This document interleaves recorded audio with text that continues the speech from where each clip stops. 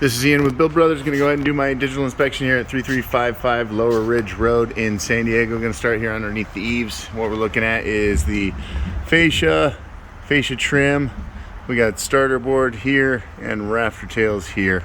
And for the most part, the wood looks really good on this home. There is this section over here on the side of the house that is a little bit rotten, and it just correlates with a valley there, which is pretty typical, that there was some water getting in that valley, and then looks like the termites probably came through the area also. Let's go ahead and jump up on the roof and take a look at what we see up there.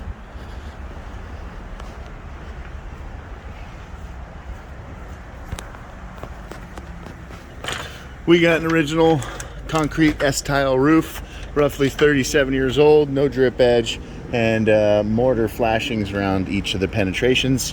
This is the east-facing side of the home. It's got a pretty heavy buildup of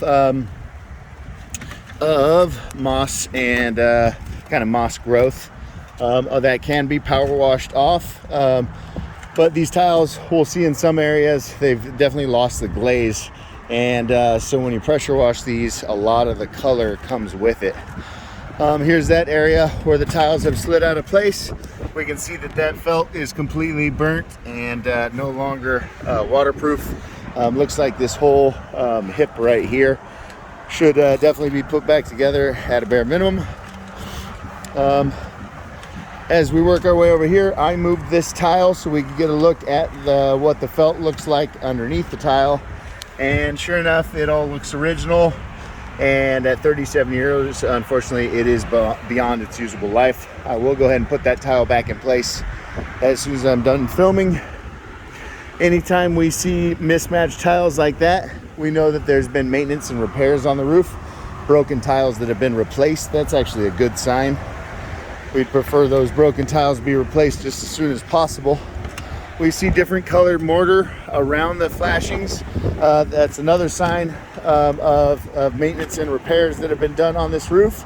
And to get it this far down the road, that was definitely necessary. If we look at the valleys, those are what's called open valleys. So there's a 4 or 5, even looks like a 6-inch gap between the tiles, and that was not original. Somebody came in and cut those valleys because we've got a major tree debris issue on this home. And when you open the valleys, it's supposed to allow the tree debris to rinse out as opposed to getting caught in there.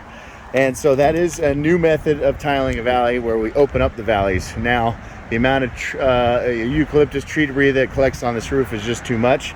And so it has created a major problem on this roof.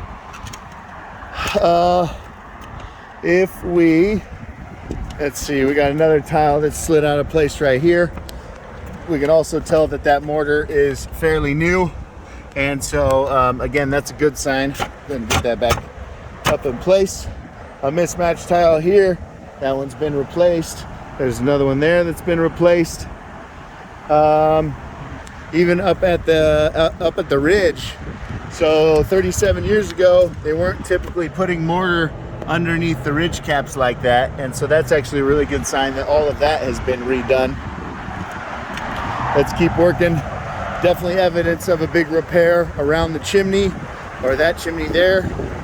I checked the felt right here to see if the whole back of the house had been re-roofed, and unfortunately no, it has not been. It was just repairs here and there, because that is in fact the original felt in very, very poor shape. So based on what we've seen on this roof, yes, it has had a lot of maintenance and repairs throughout the years, which is a good thing, but unfortunately there's no way to give it a clean bill of health. The felt is bad and beyond its usable life over the entire roof.